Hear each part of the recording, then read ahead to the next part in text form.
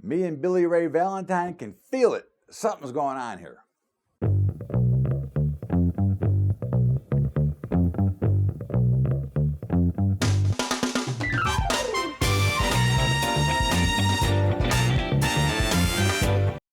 What's up, everybody? Welcome aboard to Bubba's Bottom Line. Todd Bubba Horwitz with you, and it's, of course, our weekly edition of our show and our comments about the markets. And as Billy Ray Valentine said in Trading Places, I can feel it, and I'm telling you, I can feel it here in these markets here. I think you're looking at some action that certainly suggests that there's something big happening underneath the surface. And, you know, we don't know what it is yet, but you can kind of see by the way the markets are trading. And you can kind of see how much edge the markets are on right now. Now, again, I go back in this business 40 years.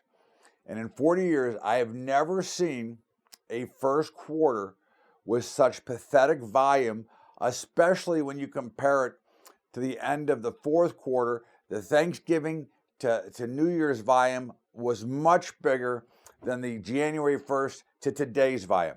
That is not the correct ratio, okay? So all of that suggests that there's something happening somewhere. And to me, if I look at it, I say that it looks like we still have more of a, we'll call this a retail rally, okay? This is not the makings of big fund money. This is not the makings of big trading firms buying in. This is the makings of a lot of the retail trade buying in, maybe some of the smaller firms, those chasing the market. But this rally looks more like the fear of missing out rally. Now, however, that does not mean we think the markets are going down here. It just means is that that's what we're seeing here from a volume standpoint and from the action in the markets. If you've noticed, the daily ranges have gotten narrower and narrower, okay, which again suggests a big move is coming. Now, we said last week that although we are still long, and of course our algorithms are still long the market, so we are not shorting the market here, but I would think over time here, I think that there's a 25% chance we have a chance to run to the highs, and I think it's a 75% chance we test the lows. Again, but the one big problem that many traders and investors have is they're trying to time it. We cannot time it. The best way to trade this is to wait to react to the market, okay? That's the bigger key here, is if you can have patience enough to react when it starts to happen instead of trying to guess it, because again, there's really no great lean. And when you have a market that is not offering volatility, and a market that is not offering volume, and a market that is not offering wide daily ranges, the only place you can put yourself is in trouble. So again, I can feel it, I can see it. I'm telling you, there's going to be a news announcement someplace. Now, we saw a little bit on Friday, late day. I don't know if you noticed, but at 3:59 Eastern time, the markets exploded to the high side, to the upside. The S&P went up 8 points or 9 points in the last 1 minute or so, based on something the Fed did, okay, which is another joke in itself, which just goes to show you how clueless they actually are, okay? They're now considering keeping QE, we're going to call it QE forever, okay? Now, again, this is when you have a bunch of people that have no common sense, that have no understanding of how a market works, that only have economic theory, okay, that they're thinking about doing this. Again, trying to make a bigger separation of the uber wealthy to the rest of the world. Because again, the only people that really benefit from these policies are the upper 1 or less than 1%. So again, we've got this same crap going on once again, where we've got more of a manipulative type of place versus a real market. And of course, if you go back, we reference this a lot, but if you go back and read The Creature from Jekyll Island, this will show you that the market here itself is being more manipulated and more being caught into socialistic, because there's bringing more of the wealth to the upper, because they're the only ones who can take advantage of what is going on here.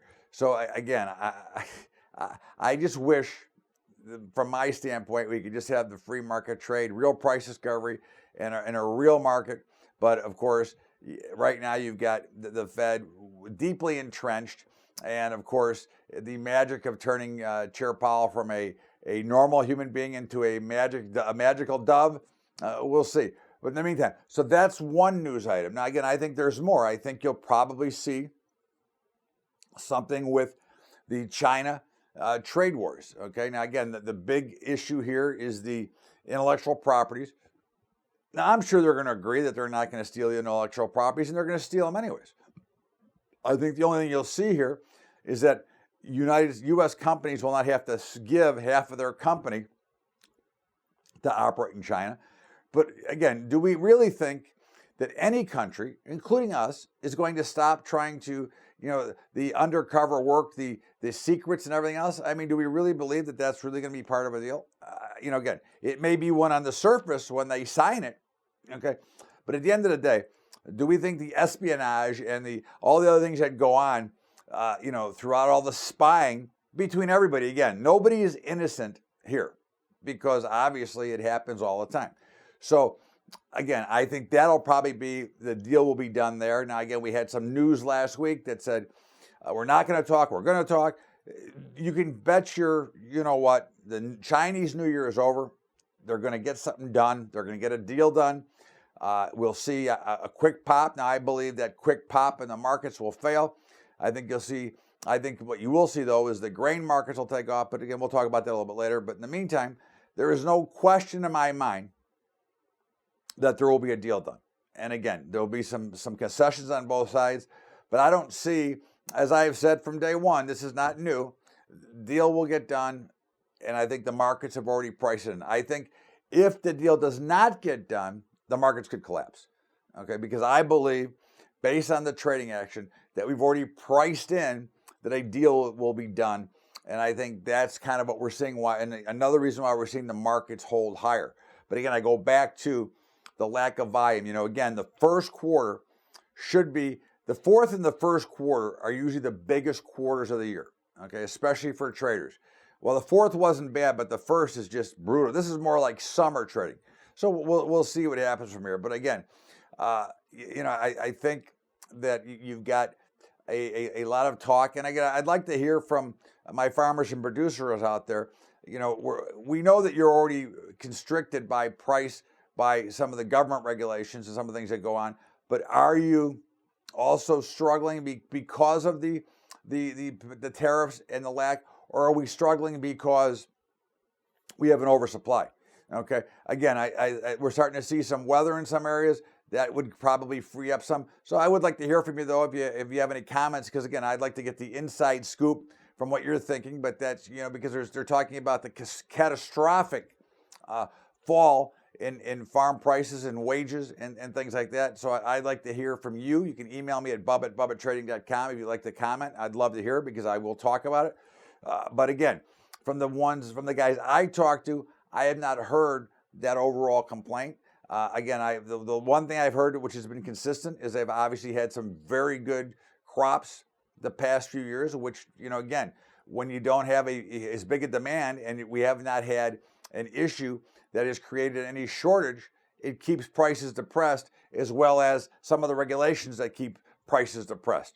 So again, we'll see how that works out. And again, I would love to hear from you. But, we talked about that the Fed wants to use regular QE.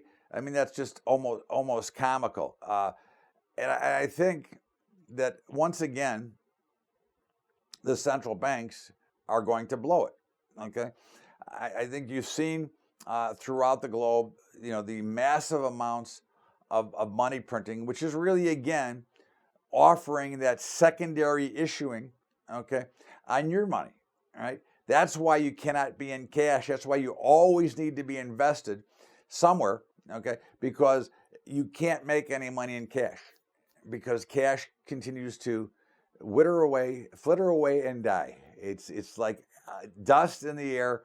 And the more these guys manipulate it, the more you end up with less.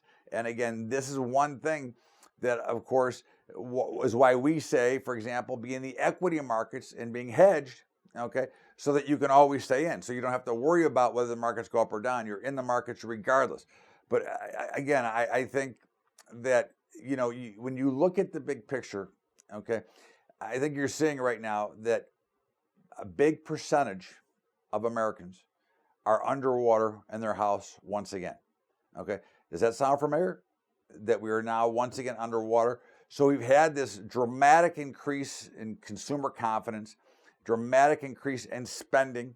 Okay, you know what's amazing though? The same mistake that we see made over and over and over again is we continue to see the American consumer get too far deep in debt because they get overconfident and they go, well, now I'm back to working, I'm making money, and of course they spend.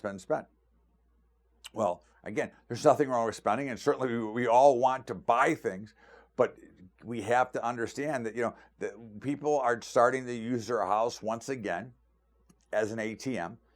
And of course, you get bombarded from all these lending institutions that want to lend you money. So why not take it? And of course, you end up in, where, right? You end up in the odd house, okay? You go from the penthouse to the odd house because you decide that, well, I can borrow this money, I can go out and buy that new car, I can go out and buy whatever it is, with no regard that we just came out of some major turmoil and we are now just starting to get jobs, okay? I think that is obviously a very common mistake that is made. And I think that obviously we've been talking about this, I don't know, probably going back over a year now, about the debt bomb that is building here, okay? Now again, when we talk about the debt bomb, we have massive amounts of debt in this country between credit card, margin, homes, and student loans. Again, think of the debt that is in the public sector, think of the debt that's in the government, think about the debt worldwide, and basically the world is broke. Okay, now again, obviously we shuffle paper, we shuffle the money back and forth, but at the end of the day, somewhere along the line, this debt will have to be either repaid or forgiven. And I think that will eventually be the cause. And again, you're seeing the same warning signs that have been put out. First of all, we're getting the reassurance from government officials and from Treasury secretaries and from other people that there's no cause to worry. Because just like Andrew Mellon, there's no cause to worry because the high tide of prosperity will carry us through. September 1929. This is Bubba's Bottom Line. Todd Bubba Horowitz. We're going to step out here for a break, and we will be back after the break with more of Bubba's Bottom Line. What's up, everybody? Listen, yesterday we did a great futures webinar.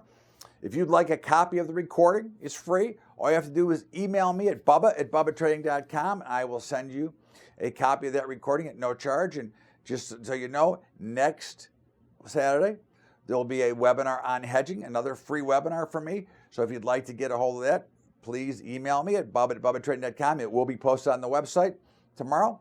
But in the meantime, if you'd like to get your copy, you can go ahead and email me. In the meanwhile, don't forget about our high school investing program. If you want to help us out, it's Patreon, patreon.com/Bubba Trading. That's patreon.com/Bubba Trading. Now let's get back to Bubba's Bottom Line. Welcome back to Bubba's Bottom Line. Todd Bubba Horowitz with you. And of course, last week, S&P fairly flattish, a little bit lower. Right. We're not nothing to say. It does look like it's in consolidation. It does look like maybe a little bit of a rounding top. But again, what we opened up the show with, and that we said a couple of times today, and we'll say one more time, this is no market to get too aggressive in. This is not the time to be overly enthusiastic on either direction of the market. Why? Because there's not enough action. Okay. So remember, volatility is the great forgiver. When you have a volatile market, you can make a bad trade, reverse it, and turn it into a good trade. When you have a market that has no volatility, you can only get into trouble and typically lose more, because that's the real point. Now, last week we did say we'd expect to see some volatility, and we did see a little bit of a spike during the week, but of course it quickly whittled away with that big late kick rally on Friday. You saw gold come down and test our support level, which we write for Kitco every day. Okay, came down to 1306. Our levels are 1310, but 06 and 10, the same thing. okay, depending on where it closes, came back and closed above 1310 and then is rallying again. Gold looks terrific. I think you look for that to head up to the 1350 level, and then we'll see what happens from there. But certainly, you know, we don't make calls of 5,000 gold there. Right now, I think we're looking at 1350. If we can get through 1350, we could then be looking at 1400. Okay, I think gold looks great, and certainly we're only buyers here. We've been buying, as you know, since 1180. So we look for gold to continue to go higher. Silver looks like it's holding on. And of course, we like silver better than anything. It's been the most depressed, and it's really under pressure. But I think you can see silver possibly getting ready to take off here as well. When you look at the crude oil market, you know, we've got, you know, everybody wants to be bullish crude, and we keep saying, well, 55 was our level. And once again, we tested the 55 and we came tumbling down. Now, again, we continue to build supplies. You know, people want to talk about what's going on with Venezuela and the problems in Venezuela. And of course, you know, there's a lot of stuff going on in Venezuela now with China and Russia trying to get involved, and the U.S. trying to, you know, get Maduro out and get the regime out and recognize Guaido as the president. So there's a lot going on there, but it really hasn't affected the price of oil. Okay, now again, we know they're the biggest in the world, but it has not really affected the price of oil, nor should it. We had another build in supply. So again, when you factor in that most likely the rally was on the reduction of rig counts and for a couple of other reasons, well, you know that if I know that I can produce a barrel of oil at 35 and now I can sell in the futures markets at 50, I'm going to start producing more and selling futures. And I think that's something that, you know, again, we seem to forget the model, because that's, you know, basically what we see happening. It happens in all markets, especially those that you can hedge through the futures market, okay? So, I expect oil to continue to come lower. We're looking back to get into the high 40s, and I still will say that at some point this year, I expect to see the high 30s. But right now, one level at a time, 50 should hold as support, but I would expect that to fail and then come down into the 40s, and we'll see what we look like from there. The bond markets have been torturing me and are now pushing higher once again. And again, we see no reason for it. We think that interest rates are going to go higher, which means that bond futures should go lower again. They're an inverse relationship. Bond futures up, interest rates down. But we think that's going to change. But of course, we will have an exit here at some point if they don't turn. You know, we're short the U.S. Treasury bonds, and we're short the Russell, which neither trade is working very well at the moment, and we'll have to make decisions here this week. But again, that's just the way it goes. We are along the S&P, and again, these are things that you have to look at and follow the actual market movement as you're going through it. So again, one of the things you have to remember when you're in markets is at some point you gotta cry uncle if you're wrong. So that will be very close here. We'll be managing those very, very closely. Grain markets had an interesting week. You know, again, I think they've been very much affected by the news flow. I think unwarranted, but I think very much affected. Again, I believe that the patterns that you can see in the grains look extremely solid. I think soybeans are on the verge of breaking out to the upside. Corn got sold off late Friday and held right at support. And wheat's been kind of circling around the bottom end, but it looked like Thursday was a little bit of a blow off on wheat, and then it came back and popped up a little bit Friday. But again, they've all held the right levels on the downside, showing some very good support. So I'm not concerned, okay? I think that these are all looking good. I think that this is where you have to say, hey, you know, these are opportunities. And again, remember, we've had as much bad news in the grain markets as we can possibly get, and yet here we are still holding up at higher levels than we were a few months ago. So again, I think that that's something that we have to look at and kind of focus on and understand. Because again, if they can't break them, okay, then they're going to break to the upside. And that kind of goes into the cattle markets. Now, you know, of course, we saw some pressure on fats and feeders a while back. And what has happened since then is live cattle has now broken out to the upside, made new highs, and looks like it's poised to make new highs again. Feeder cattle continues in this sweeping range between 141 and 147. And of course, the hogs, they've gotten slaughtered, which is why we had to exit that trade. but they have broken down. So this is the perfect example of 3 products that they tried to pressure. They were successful on one, failed on one, and one's kind of still under advisement, okay? So again, we will be looking for a spot to step into the hog markets, but again, it's been really torturous and really ugly, and I think that's something that we always want to focus on, is where is the movement and where is the opportunity.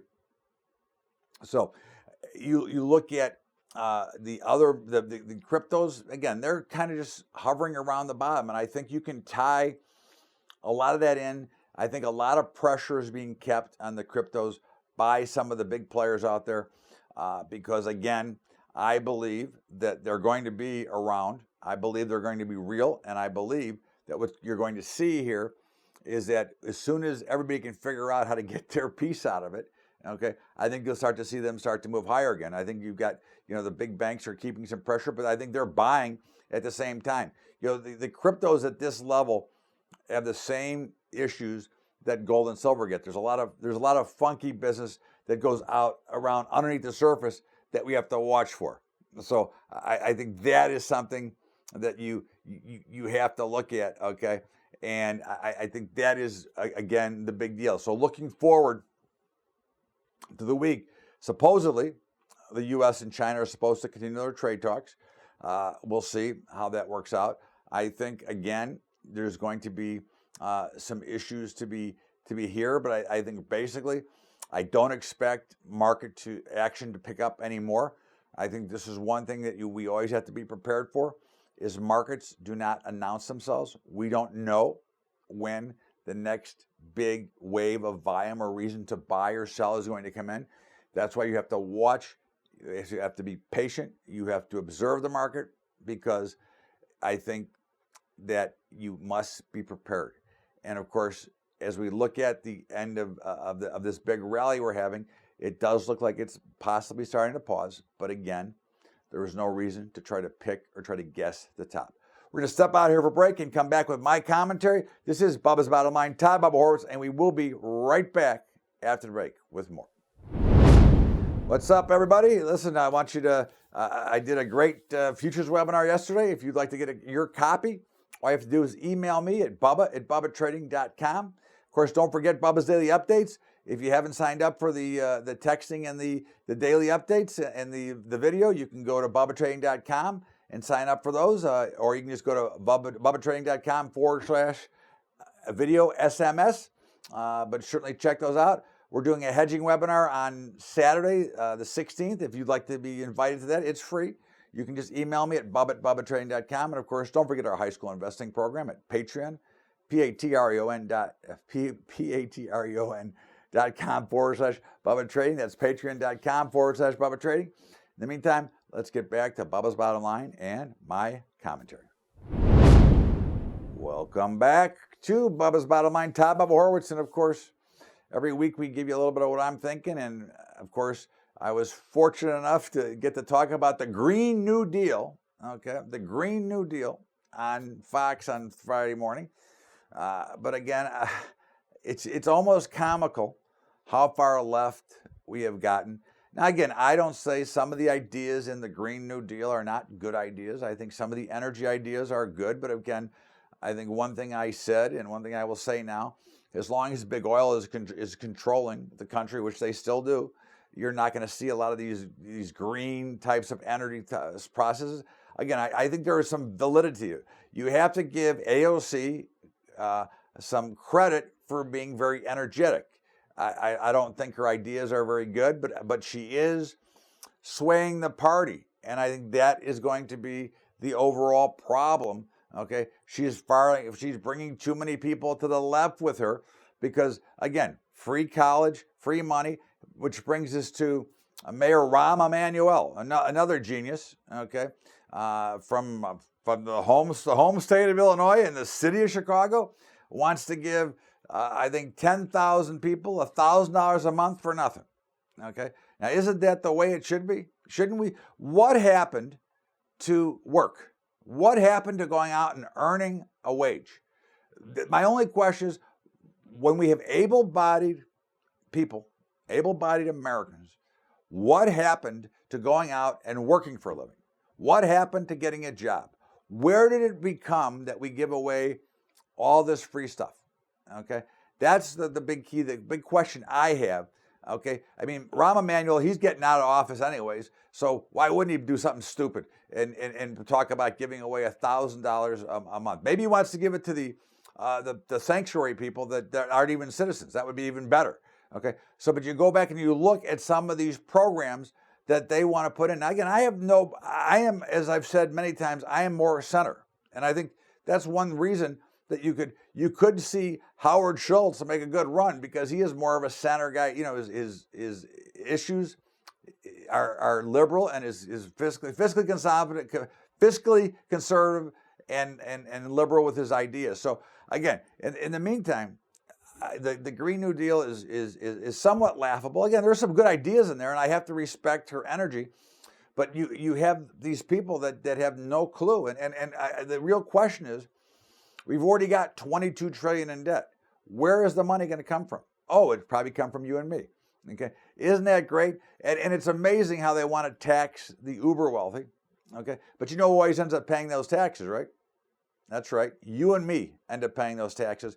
So maybe we should take Mayor Rahm Emanuel, and we can take AOC, and we can take all the others that are so far left that want to take our money and have us support everything. And we can put them on a spaceship and send them to Mars or the moon, and they can bring their socialism with them there. This is Bubba's Bottom Line. Have a great day, everybody. As always, we appreciate you being here, and we'll see you back here. For those who subscribe, we'll see you back here tomorrow with Mondays with Bubba's Daily Update. Have a great rest of your weekend, everybody. We'll see you later.